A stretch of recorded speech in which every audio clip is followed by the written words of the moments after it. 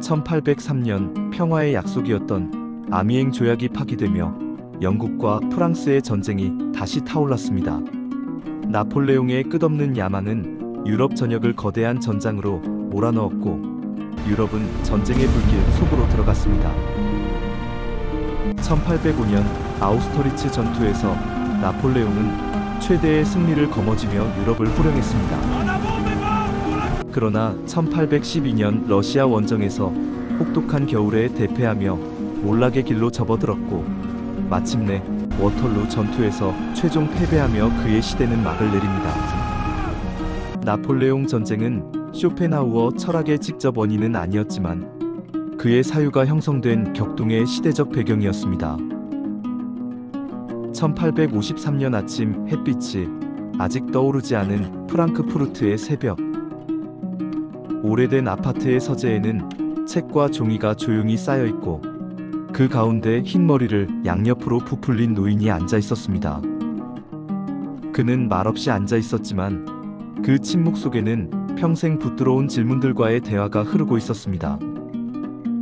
인간의 고통, 욕망, 집착,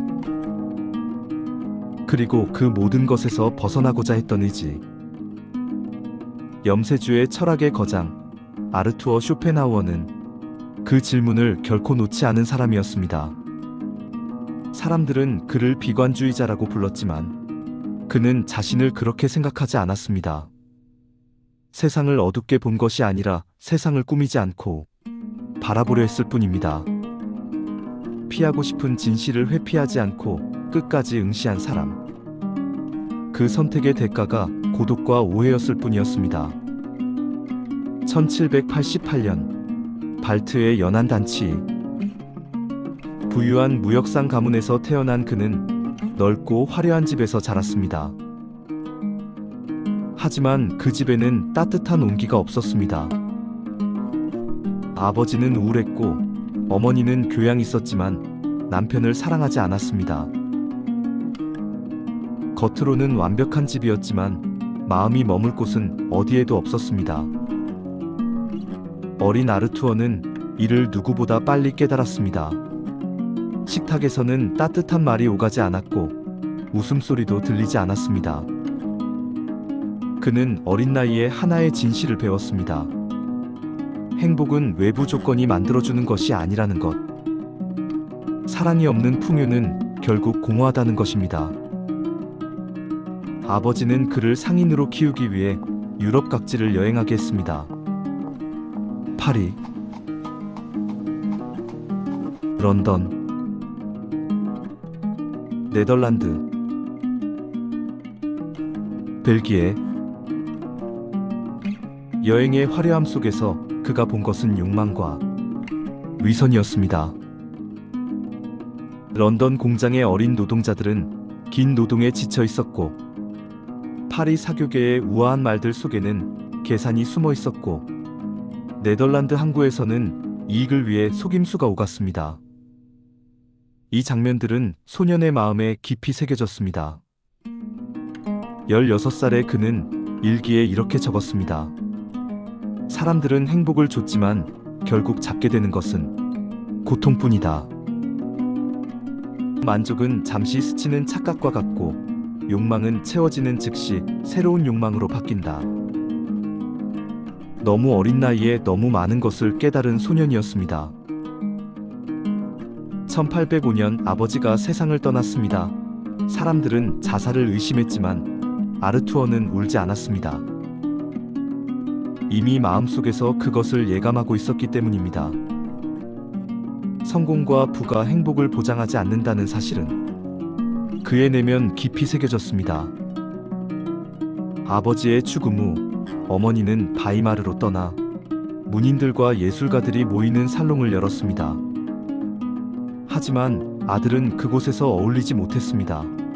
그는 화려한 담론보다 인간의 자기기만과 고통의 본질을 이야기했습니다. 살롱의 공기는 곧 얼어붙었습니다. 어머니는 결국 떠나라고 말했습니다. 서로에게 상처가 될 뿐이라고. 그날 그는 말했습니다. 100년 후 사람들이 기억할 이름은 어머니가 아니라 나일 것이다. 그리고 그는 평생 어머니와 등을 돌렸습니다. 그 상처는 그의 인간관에 깊은 그림자를 남겼습니다. 대학에서는 의학을 공부하려 했지만 곧 철학으로 방향을 틀었습니다. 플라톤과 칸트는 그에게 깊은 영향을 주었지만 그는 그들의 체계를 그대로 따르지 않았습니다. 그는 다시 물었습니다. 인간은 왜 고통스러운가? 욕망은 왜 멈추지 않는가? 이 끝없는 반복은 어디에서 오는가?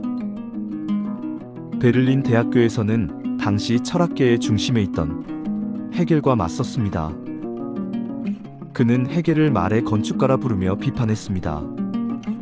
이성이 역사를 진보시키고 절대 정신을 향해 나아간다는 낙관주의는 그에게 지나친 환상처럼 보였습니다.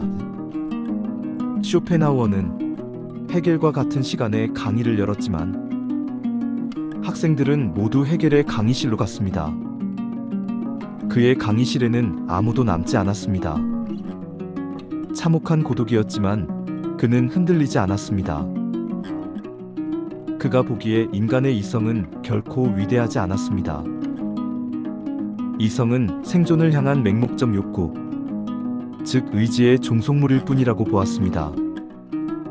그는 경고했습니다. 이성을 신격화하고 역사가 진보한다는 낙관론에 취할 때 그 끝에는 개인을 말살하는 거대한 국가주의와 집단적 폭력이 기다리고 있을 수 있다고 우려했습니다. 1818년 그는 주저 의지와 표상으로서의 세계를 출간했습니다.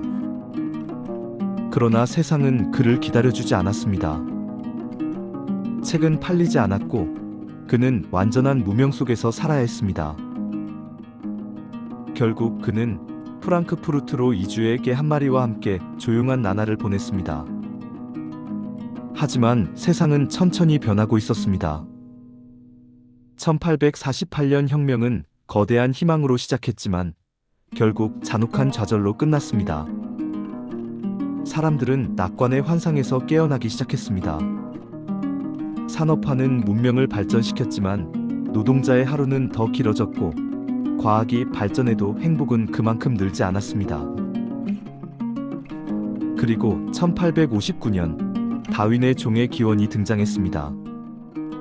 인간은 특별한 목적을 가진 존재가 아니라 자연 선택의 과정 속에서 생존해 온 하나의 종일 뿐이다. 이 관점은 사람들의 세계관을 강하게 뒤흔들었습니다. 그리고 뒤늦게 사람들은 깨달았습니다. 이런 흐름 자체가 쇼펜하우어가 30년 전에 이미 묘사했던 맹목적 의지의 세계와 닮아 있다는 것을. 그제야 사람들은 그의 책을 다시 꺼내 읽기 시작했습니다. 쇼펜하우어의 철학은 한 문장으로 요약되곤 합니다. 세계는 나의 표상이며 그 근저에는 맹목적인 의지가 있다. 우리가 보고 듣고 느끼는 이 세계는 우리 의식 속에서 구성된 표상일 뿐이고 그 표상 뒤에는 이유도 목적도 없는 맹목적인 의지의 힘이 끊임없이 꿈틀거리고 있다는 것입니다. 그에게 의지는 단순한 결심이나 의욕이 아닙니다. 살고 싶어하고 갖고 싶어하고 사랑받고 싶어하고 남들보다 우위에 서고 싶어하는 아주 깊은 곳의 충동. 생명으로 태어난 존재라면 피할 수 없는 근원적인 에너지였습니다. 이 의지가 끝없이 움직이는 한 욕망은 멈추지 않고 욕망이 멈추지 않는 한 고통은 사라지지 않습니다. 그는 말했습니다. 행복은 고통이 잠시 멈춘 상태일 뿐이다. 배가 고플 때 음식을 먹으면 행복해지는 것 같지만 사실은 배고픔이라는 고통이 잠시 사라졌을 뿐이며 곧 다시 다른 결핍과 다른 욕망이 우리 안에서 고개를 든다는 것입니다. 이렇게만 보면 세상은 끝없는 결핍과 고통의 장처럼 보입니다. 그래서 많은 이들이 그의 철학을 너무 비관적이라고 느꼈습니다. 하지만 쇼펜하우어는 여기서 멈추지 않았습니다. 그는 묻습니다. 그렇다면 이 고통의 세계 속에서 인간은 어떻게 잠시라도 자유로워질 수 있을까? 그가 찾은 하나의 길은 예술과 관조였습니다.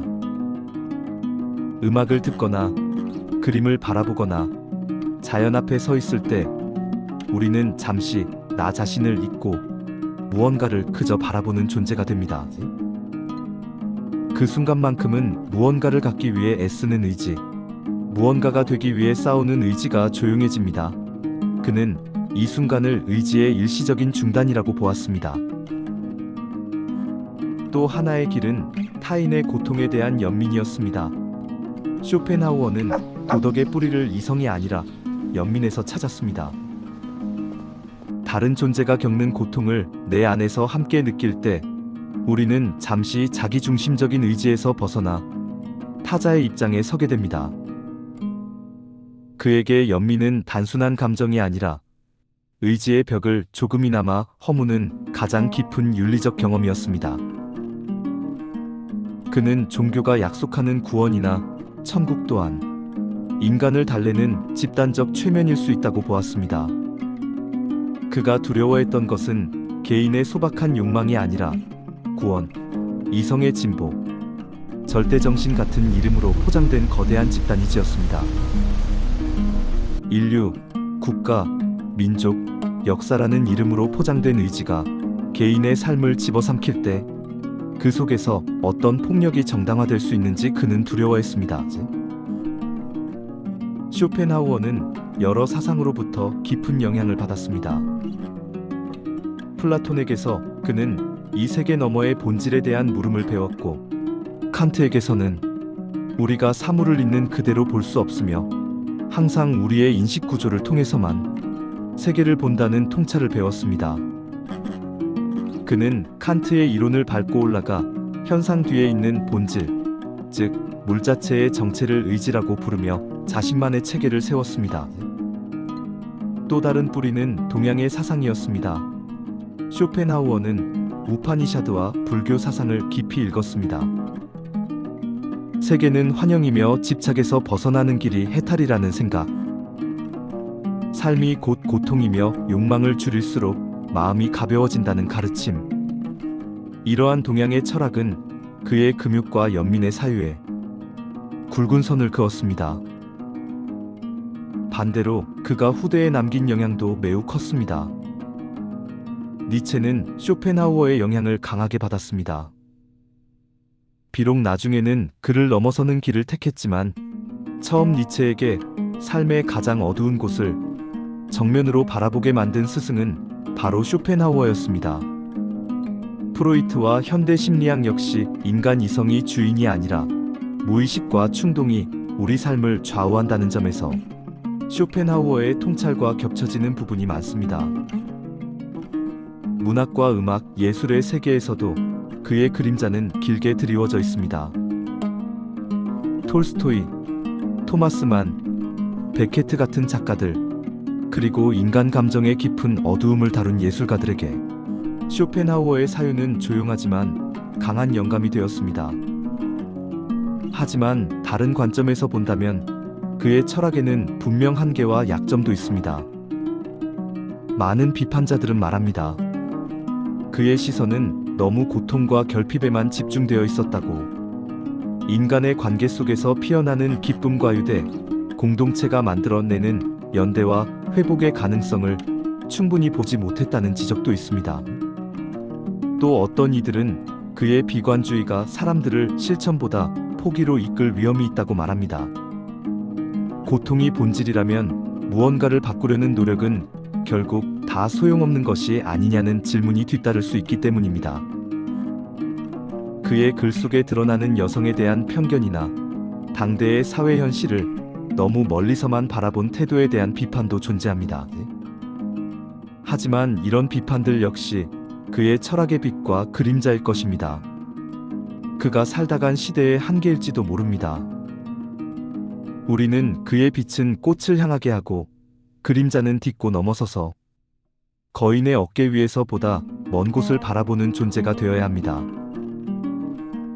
그의 사유를 그대로 따르기 위해서가 아니라 그가 던진 질문을 오늘의 자리에서 다시 묻기 위해서입니다. 철학은 완성된 답이 아니라 계속 이어지는 대화이기 때문입니다. 그리고 그 대화는 지금 우리의 삶 속에서 다시 시작됩니다. 그렇다면 그의 철학은 지금 우리에게 무엇을 말해줄까요? 현대인은 끊임없이 행복해야 한다는 압박 속에 삽니다. SNS 속에서 모두가 행복한 것처럼 보이고 광고와 미디어는 더 많이 가져야 하고 더 높이 올라가야 하고 끊임없이 성장해야 한다고 말합니다. 그러나 그 이면에서 사람들은 더 외롭고 더 불안합니다. 이런 시대에 쇼펜하우어의 말은 오히려 조용한 위안이 됩니다. 행복하지 않아도 괜찮다고, 삶의 거창한 의미를 찾지 못해도 괜찮다고, 있는 그대로의 자신을 받아들이는 태도가 가장 진실한 평화가 될 수 있다고 말입니다. 그는 완벽한 해답을 준 사람은 아니었습니다. 하지만 누구보다 정직하게 물었습니다. 삶은 왜 고통스러운가? 욕망은 왜 멈추지 않는가? 우리는 왜 만족하지 못하는가? 이 질문들은 오늘도 유효합니다. 삶은 고통을 포함하고 있습니다. 그 사실을 부정하지 않을 때 우리는 조금 더 자유로워집니다. 행복을 억지로 만들어내지 않고 고통을 실패로만 여기지 않을 수 있기 때문입니다. 창밖의 바람이 나뭇가지를 흔들고 마인강의 물결처럼 삶은 흘러갑니다. 어떤 날은 지치고 어떤 날은 공허하며 어떤 날은 아무 의미도 없어 보입니다. 그럼에도 우리는 우리의 길을 걸어갑니다. 그것이 인간이라는 존재의 고귀한 모순입니다. 쇼펜하우어는 그 길을 누구보다 외롭게 걸었습니다. 그러나 그의 철학은 지금도 많은 사람들에게 조용한 위로가 됩니다.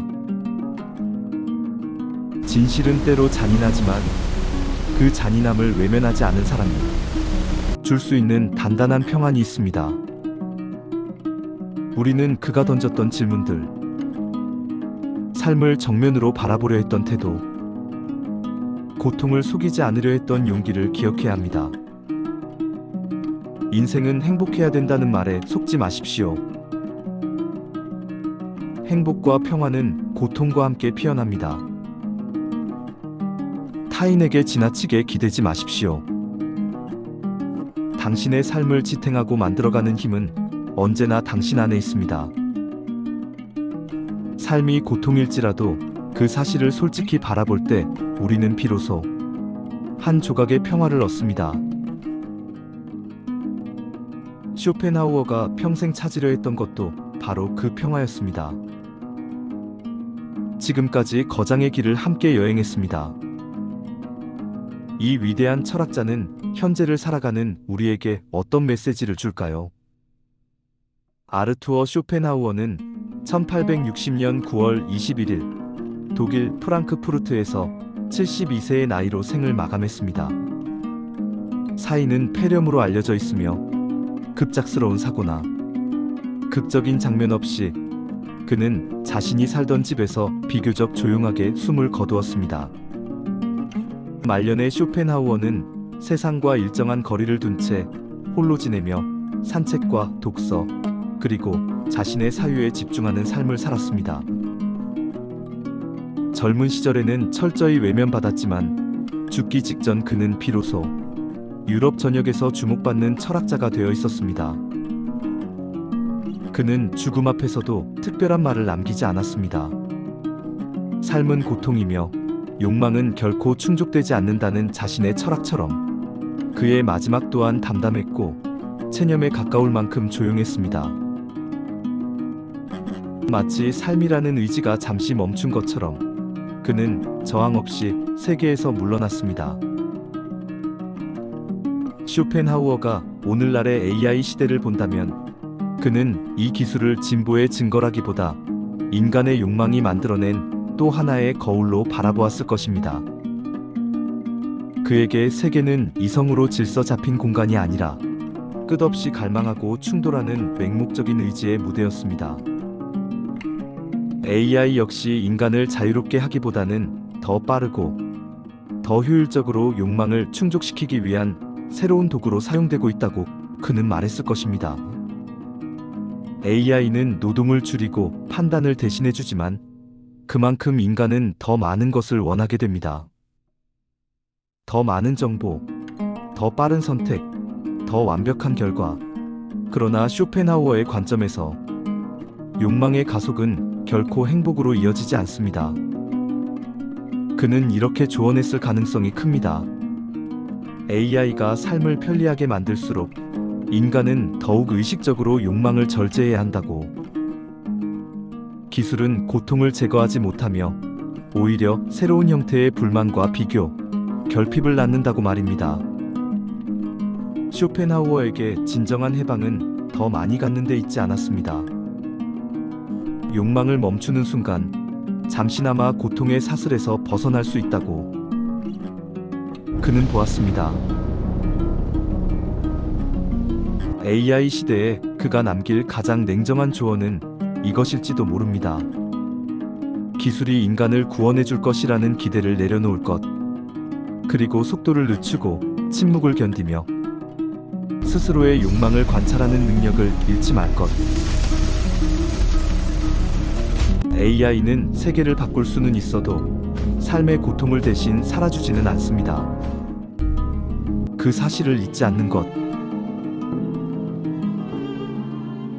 어쩌면 그것이 우리가 인간으로 남는 마지막 조건일지도 모릅니다.